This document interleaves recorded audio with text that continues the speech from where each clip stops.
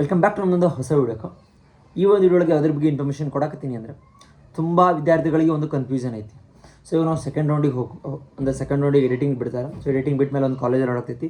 ನಾವು ಮುಂದೆ ಪೇ ಮಾಡಬೇಕಾ, ಎಷ್ಟು ಪೇ ಮಾಡಬೇಕು, ಯಾಕೆ ಪೇ ಮಾಡಬೇಕು, ಏನದು ಒಂದು ಸ್ವಲ್ಪ ಅರ್ಥನೇ ಆಗೋವಲ್ದು ಈ ಒಂದು ಪ್ರೊಸೀಜರ್ ಬಗ್ಗೆ. ಸೊ ಏನು ಯಾರೊಬ್ಬರು ಕ್ಲಿಯರಾಗಿ ಒಂದು ಹೇಳಕತ್ತಿಲ್ಲ ಅನ್ನೋದೊಂದು ತುಂಬ ವಿದ್ಯಾರ್ಥಿಗಳು ಡೌಟ್ ಐತಿ. ಸೊ ಕೇಳೋದಾಗಿರಲಿ, ಕಮೆಂಟ್ ಮಾಡೋದಾಗಿರಲಿ, ಒಂದು ಫೋನ್ ಮಾಡೋದಾಗಿರಲಿ, ಈ ಥರ ಎಲ್ಲ ತುಂಬ ವಿದ್ಯಾರ್ಥಿಗಳು ಕೇಳಿದ್ರು. ಸೊ ಅದ್ರ ಬಗ್ಗೆ ಈ ಒಂದು ವಿಡಿಯೋಳಗೆ ಸಂಪೂರ್ಣ ನಿಮ್ಮ ಒಂದು ಡೌಟ್ನ ಕ್ಲಾರಿಫೈ ಮಾಡ್ತೀನಂತ. ಚಾಯ್ಸ್ 1 ಪೇ ಮಾಡಬೇಕು, ಚಾಯ್ಸ್ 1 ಪೇ ಮಾಡಲೇಬೇಕು, ಚಾಯ್ಸ್ 2 ತೊಗೊಂಡ್ವಿ ಪೇ ಮಾಡಬೇಕಾ, ಚಾಯ್ಸ್ 3 ತೊಗೊಂಡ್ವಿ ಪೇ ಮಾಡಬೇಕಾ, ಚಾಯ್ಸ್ 4 ತೊಗೊಂಡ್ರೆ ಚಾಯ್ಸ್ 4 ತೊಗೊಂಡ್ರಂತೂ ಔಟ್ ಐತಿ. ಸೊ ಅದ್ರ ಬಗ್ಗೆ ಪ್ರತಿಯೊಂದು ಪ್ರೊಸೆಸ್ ಬಗ್ಗೆನೂ ಹೇಳ್ತೇನಂತ. ಸೊ ಇನ್ಯಾರು ಸಬ್ಸ್ಕ್ರೈಬ್ ಆಗಿಲ್ಲ ಸಬ್ಸ್ಕ್ರೈಬ್ ಮಾಡ್ಕೊಳ್ರಿ. ಹಂಗೆ ನಿಮ್ಮೊಂದು ಎಲ್ಲ ದೋಸ್ತರಿಗೂ ಸಹ ವಿಡಿಯೋನ ಶೇರ್ ಮಾಡಿರಿ. ಸೊ ಶೇರ್ ಮಾಡೋದ್ರಿಂದ ಅವರಿಗೂ ಗೊತ್ತಾಗ್ತೈತಿ. ಆಮೇಲೆ ಮತ್ತೆ ಬಂದು ಅವ್ರು ಕಮೆಂಟ್ ಮಾಡೋದಾಗಿರಲಿ, ಈ ಥರ ಎಲ್ಲ ಮಾಡೋಕ್ಕೆ ಆಗೋದಿಲ್ಲ. ಸೊ ಎಲ್ಲರಿಗೂ ಪಾಯಿಂಟ್ ಅರ್ಥ ಆಗ್ತೈತಿ. ಕ್ಲಿಯರಾಗಿ ಎಷ್ಟು ನನಗೆ ಗೊತ್ತೈತಿ ಅಷ್ಟು ನಾನು ನಿಮಗೆ ಇನ್ಫಾರ್ಮೇಷನನ್ನು ಕೊಡ್ತೀನಂತ. ಸೊ ಹೇಳಿದಲ್ಲ, ಸಬ್ಸ್ಕ್ರೈಬ್ ಯಾರಾಗಿಲ್ಲ ಸಬ್ಸ್ಕ್ರೈಬ್ ಮಾಡ್ಕೊಳ್ರಿ. ಸೊ ಹಂಗೆ ಬರ್ರಿ ಫಸ್ಟದಾಗಿ ಪಾಯಿಂಟ್ ಕ್ಲಿಯರ್ ಮಾಡ್ತೇನಂತ. ಇವಾಗ ಫಸ್ಟ್ ರೌಂಡ್ ಅಂತೂ ಮುಗಿದೈತಿ, KCETದು ಫಸ್ಟ್ ರೌಂಡ್ ಮುಗಿದೈತಿ. ಸೊ ಅದರಿಂದ ಯಾವುದೇ ಇದು ಇಲ್ಲ. ಅಡ್ಮಿಷನ್ ಆಗೋಂಥ ವಿದ್ಯಾರ್ಥಿಗಳು ಚಾಯ್ಸ್ 1 ಕೊಟ್ಟು ಹೋಗಿ ಅಡ್ಮಿಷನ್ ಮಾಡ್ಕೊಂಡ್ರಿ ಇವಾಗ ಆಲ್ರೆಡಿ. ಸೊ ಇನ್ನು ಉಳಿದಿರ್ತಕ್ಕಂಥ ವಿದ್ಯಾರ್ಥಿಗಳು ಯಾರಪ್ಪ ಅಂತಂದ್ರೆ ಚಾಯ್ಸ್ 2 ಕೊಟ್ಟರು ಮತ್ತು ಚಾಯ್ಸ್ 3 ಕೊಟ್ಟರು ಮತ್ತು ಯಾವುದೇ ರೀತಿ ಕಾಲೇಜ್ ಅಲೌಟ್ ಆಗದೇ ಇರೋ ವಿದ್ಯಾರ್ಥಿಗಳು ಉಳಿದಾರ. ಇನ್ನು ಮೆಡಿಕಲ್ ವಿದ್ಯಾರ್ಥಿಗಳು ಅವ್ರು ಏನಪ್ಪ ಅಂತಂದ್ರೆ ನಾವು ಮೆಡಿಕಲ್ ಹೋಗೋ ಒಂದು ಇಂಟ್ರೆಸ್ಟ್ ಐತಿ. ಸೊ ಅದಕ್ಕೆ 2 ಕಂಬೈನ್ ಮಾಡ್ತೀನಿ ಅಂತ ಹೇಳಿದ್ರೆ ಅದಕ್ಕೆ ನಾವು ವೇಟ್ ಮಾಡಕತ್ತೀವಿ. 2 ಆದಮೇಲೆ ನಾವು ಮೆಡಿಕಲ್ ಆದರೆ ಮೆಡಿಕಲ್ ಹೋಗ್ತೀವಿ, ಇಲ್ಲಾಂದರೆ ಈ ಕಡೆ ಇಂಜಿನಿಯರಿಂಗ್ ಆದರೂ ಬೇರೆ ಯಾವುದಾದ್ರೂ ಒಂದು ಕೋರ್ಸಿಗೆ ನಾವು ಜಾಯ್ನ್ ಆಗ್ತೀವಿ ಅಂತ ಹೇಳ್ತಾರೆ ವಿದ್ಯಾರ್ಥಿಗಳು ಹೇಳ್ಯಾರ. ಸೊ ಆ ರೀತಿ ಇದು ಒಂದು ಸಂದರ್ಭದಲ್ಲಿ ಇವಾಗ ಸೆಕೆಂಡ್ ರೌಂಡ್ ಸ್ಟಾರ್ಟ್ ಆಗಬೇಕು. ಸೊ ಸೆಕೆಂಡ್ ರೌಂಡ್ ಸ್ಟಾರ್ಟ್ ಆಗೋಕ್ಕಿಂತ ಮುಂಚೆ ನಿಮಗೆ ಒಂದು ಎಡಿಟಿಂಗ್ ಲಿಂಕ್ ಬಿಡ್ತಾರೆ.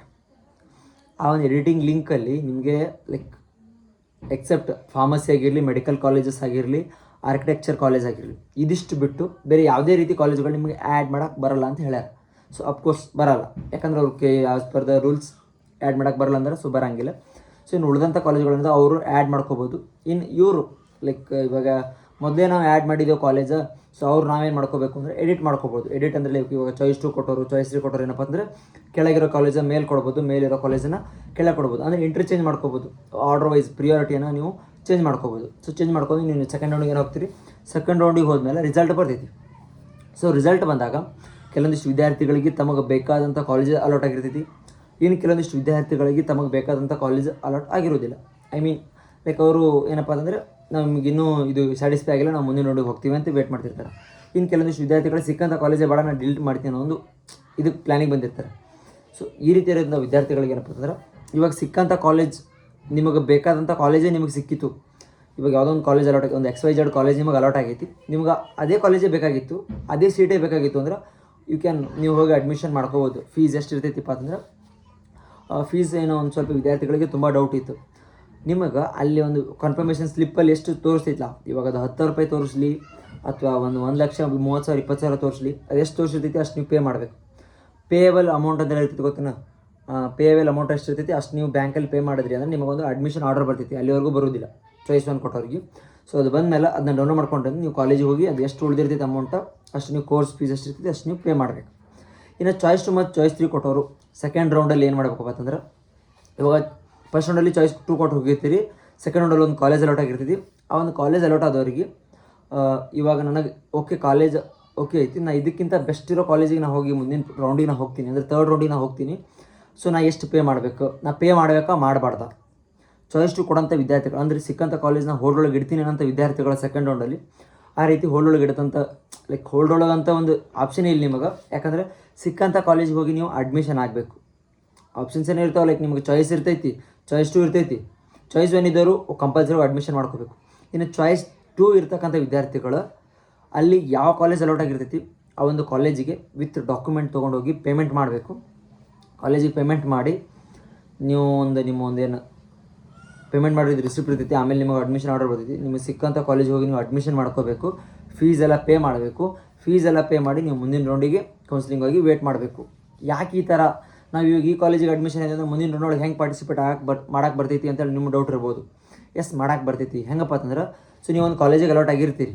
ಸೊ ಕಾಲೇಜಿಗೆ ಅಲಾಟ್ ಆದಮೇಲೆ ಮತ್ತೆ ಕೌನ್ಸಿಲಿಂಗ್ ಮಾಡ್ತಾರೆ. ಕೌನ್ಸಿಲಿಂಗ್ ಮಾಡಿದಾಗ ಯಾವುದೋ ನಿಮ್ಗೆ ಇದಕ್ಕಿಂತ ಬೆಟರ್ ಇರೋ ಕಾಲೇಜ್ ನಿಮ್ಗೆ ಏನಾದರೂ ಅಲಾಟ್ ಆಯಿತು ಅಂದರೆ ಮುಂದಿನ ರೌಂಡಲ್ಲಿ ಅಂದರೆ ಥರ್ಡ್ ರೌಂಡಲ್ಲಿ ಅವಾಗ ನೀವು ಇಲ್ಲಿ ಕೊಟ್ಟಂಥ ಡಾಕ್ಯುಮೆಂಟ್ ಆಗಿರಲಿ ಅಥವಾ ಪೇಮೆಂಟ್ ಮಾಡಿರ್ತೀರಲ್ಲ, ಸೊ ಪೇಮೆಂಟ್ ಇಲ್ಲಿ ಈ ಕಾಲೇಜಿಂದ ಆ ಕಾಲೇಜಿಗೆ ಡೈರೆಕ್ಟಾಗಿ ಅವರು ಪೇ ಮಾಡ್ತಾರೆ. ಅಮೌಂಟ್ ಪೇ ಆಕೈತಿ. ನಿಮಗೆ ಡಾಕ್ಯುಮೆಂಟ್ ಬೇಕಾಗಿರ್ತೈತಿಲ್ಲ. ಸೊ ಆ ಒಂದು ಡಾಕ್ಯುಮೆಂಟ್ ಬೇಕಾದಾಗ ನಿಮ್ಗೆ ಯಾವ ಕಾಲೇಜ್ ಅಲಾಟ್ ಆಗಿರ್ತೈತಿ ಆ ಕಾಲೇಜಿಂದ ಲೆಟ್ರ್ ಬರ್ತೈತಿ ಈ ಒಂದು ಕಾಲೇಜಿಗೆ. ಸೊ ಇಲ್ಲ ನೀವೇ ತಂದು ಕೊಡ್ಬೇಕು ಆ ಒಂದು ಲೆಟ್ರ್, ಅಲ್ಲಿಂದ ಬರ್ಸ್ಕೊಂಡು ಅಥವಾ ಆಗಿರಲಿ ಅಥವಾ ಅವರೇ ಒಂದು ಸೇರ್ ಮಾಡೋದಾಗಿರಲಿ, ಆ ರೀತಿ ಮಾಡ್ತಾರೆ.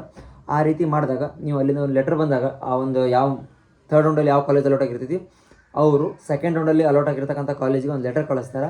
ಹಿಂಗೆ ಈ ವಿದ್ಯಾರ್ಥಿದು ನಮ್ಮ ಕಾಲೇಜಿಗೆ ಅಲಾಟ್ ಆಗೈತಿ, ಸೊ ಈ ವಿದ್ಯಾರ್ಥಿ ಡಾಕ್ಯುಮೆಂಟಲ್ಲಿ ನಮಗೆ ಸೇರ್ ಮಾಡಿರಿ, ಐ ಮೀನ್ ಸೆಂಡ್ ಮಾಡಿರಿ ಅಂತ ಹೇಳ್ತಾರೆ. ಸೊ ಅವ್ರು ಆ ರೀತಿ ಹೇಳಿದಾಗ ಇವ್ರ ಲೆಟರ್ನ ಇವ್ರಿಗೆ ತಂದು ಸಬ್ಮಿಟ್ ಮಾಡಿದ್ರಿದ್ರೆ ಸೊ ಇವ್ರಿಗೆ ನೀವು ಕೊಟ್ಟಂಥ ಡಾಕ್ಯುಮೆಂಟ್ ಎಲ್ಲ ಒರಿಜಿನಲ್ ಡಾಕ್ಯುಮೆಂಟ್ ಎಲ್ಲ ಸೊ ಅಲ್ಲಿಗೆ ಶಿಫ್ಟ್ ಮಾಡ್ತಾರೆ.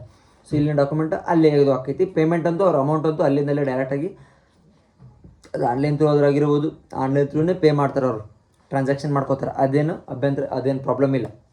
ಇವಾಗ ನಂಗೆ ಸಿಕ್ಕಂಥ ಕಾಲೇಜೇ ಇಷ್ಟ ಇಲ್ಲ, ನಾ ಕೌನ್ಸಿಲಿಂಗ್ ಥರ್ಡ್ ಆಪ್ಷನ್ ಚಾಯ್ಸ್ 3 ಕೊಡ್ತೀನಿ ಅಂದ್ರೆ ಆ ರೀತಿ ಯಾವುದೇ ಒಂದು ಆಪ್ಷನ್ ಇಲ್ಲ ಈ ವರ್ಷಿನ ಆ್ಯಸ್ ಪರ್ ದ ಈ ವರ್ಷದ ರೂಲ್ಸ್ ಪ್ರಕಾರ ಹೇಳಬೇಕು ಅಂದ್ರೆ. ಸೊ ಚಾಯ್ಸ್ 4 ಕೊಟ್ಟಂಥವ್ರು ನನಗೆ ಇಷ್ಟ ಇಲ್ಲ ನಾನು ಹೋಗ್ತೀನಿ ಅಂದವರು ಚಾಯ್ಸ್ 4 ಕೊಟ್ಟು ಹೋಗ್ಬೋದು, ಅವ್ರು ಯಾವುದೇ ರೀತಿ ಪೇ ಮಾಡೋ ಅವಶ್ಯಕತೆ ಇಲ್ಲ. ಸೊ ಚಾಯ್ಸ್ 3 ಈ ವರ್ಷ ಇಲ್ಲ ಅಂತ ಹೇಳ್ಯಾರ ಕೌನ್ಸಿಲಿಂಗಲ್ಲಿ, ಇನ್ನು ಕಾದು ನೋಡ್ಬೇಕು ಅವ್ರು ಯಾವ ರೀತಿ ಅವರು ಯಾವುದೇ ರೀತಿ ಒಂದು ಕ್ಲಿಯರಾಗಿ ಮೆನ್ಷನ್ ಮಾಡಿಲ್ಲ. ಅಂದರೆ ಮೊದಲೊಂದು ಹೇಳಿದ್ರು, ಇವಾಗ ಮತ್ತೆ ಯಾವ್ದು ಮಾಡ್ತಾರೆ ಯಾವ್ದು ಫಾಲೋ ಮಾಡ್ತಾರೆ ಅಂತೇಳಿ. ಸೊ ಇನ್ನೂ ಕರೆಕ್ಟಾದ ಒಂದು ಅಪ್ಡೇಟ್ ಬಂದಿಲ್ಲ. ಸೊ ಅದು ಬಂದಮೇಲೆ ನಾನು ನಿಮಗೆ ಇನ್ಫಾರ್ಮ್ ಮಾಡ್ತೀನಿ ಅಂತ.